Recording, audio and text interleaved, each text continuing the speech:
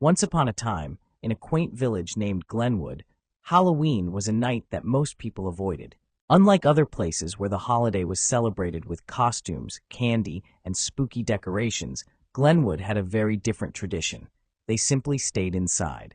No jack-o'-lanterns lit their doorsteps, no children roamed the streets, and every house fell silent as the sun set on October 31st.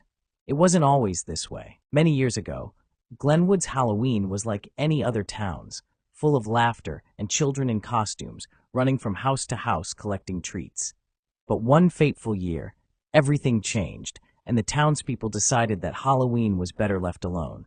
The story goes that a group of teenagers, eager to add some thrill to their Halloween night, decided to visit the old Benson house. The house had been abandoned for decades, rumored to be haunted by the spirit of Agatha Benson, a woman who, legend said, had been a witch in the old days. She had lived a lonely life at the edge of town, practicing strange rituals and muttering to herself, until one Halloween night when she mysteriously disappeared. The teenagers, dismissing the stories as mere superstition, snuck into the house with flashlights and a sense of adventure. They joked about the rumors, daring each other to go deeper into the cobweb-filled hallways.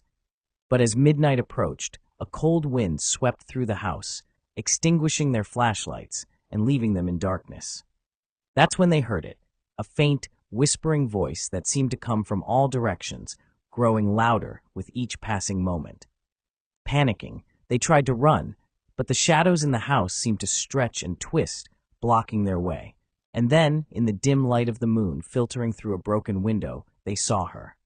Agatha Benson, her figure barely more than a shadow, eyes glowing with an unnatural light. She spoke in a voice that chilled them to their bones.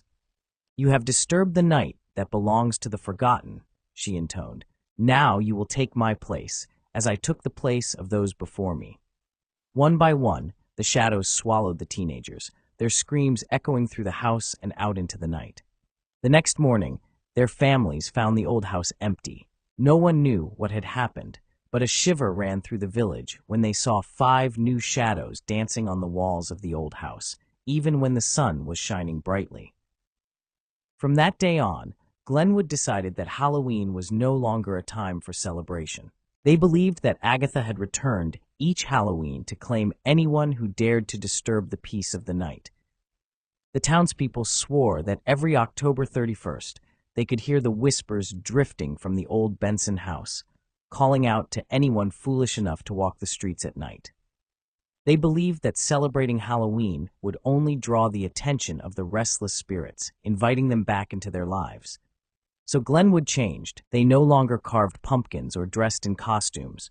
They stayed indoors, locked their doors, and waited for the sun to rise on November 1st. The memory of those teenagers lost to the shadows remained too fresh, a warning of what happens when you ignore the past.